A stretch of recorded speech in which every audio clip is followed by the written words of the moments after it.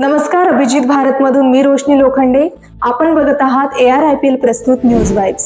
नागपुरातील व्हेरायटी चौकात पहलगाम येथे झालेल्या दहशतवादी हल्ल्याचा निषेध करण्यात आला.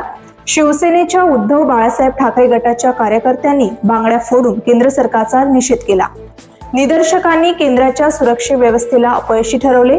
पंतप्रधान नरेंद्र मोदी आणि केंद्रीय गृहमंत्री अमित शहा यांच्या राजीनाम्याची मागणी केली.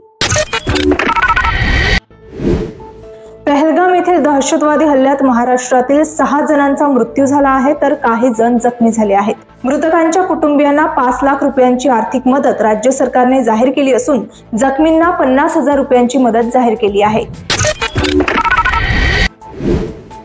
पहलगाम घटनेच्या पार्श्वभूमीवर दिल्लीत आज संरक्षण मंत्री राजनाथ सिंह यांच्या अध्यक्षतेखाली एक उच्चस्तरीय बैठक झाली. राजनाथ सिंह यांच्या अध्यक्षतेखाली झालेल्या बैठकीत जम्मू काश्मीर मधल्या सुरक्षा स्थिती संदर्भात चर्चा करण्यात आली. यानंतर आज संध्याकाळी कॅबिनेटच्या सुरक्षा समितीची बैठक होणार आहे. पहलगाम हल्ल्याला उत्तर देण्याआधीच पाकिस्तान दहशतीच्या सावटाखाली आहे. पाकिस्तानने बॉर्डरच्या आसपास मिलिटरी आणि फायटर जेट्सची तैनाती केली आहे.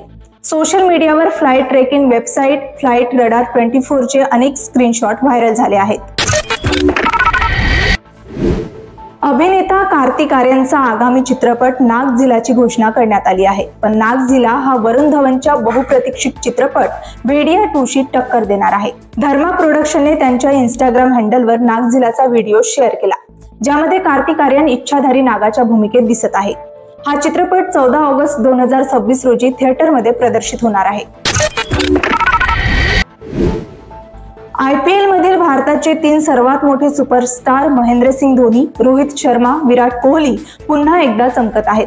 IPLचा सध्याचा हंगाम 6 वर्षांनंतरचा पहिलाच हंगाम बनला आहे, जेव्हा तिन्ही खेळाडू एकाच हंगामात सामनावीर बनले आहेत.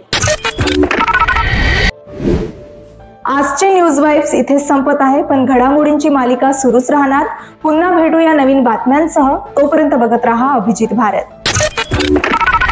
अभिजित भारत, पहुंचे हर खबर तक.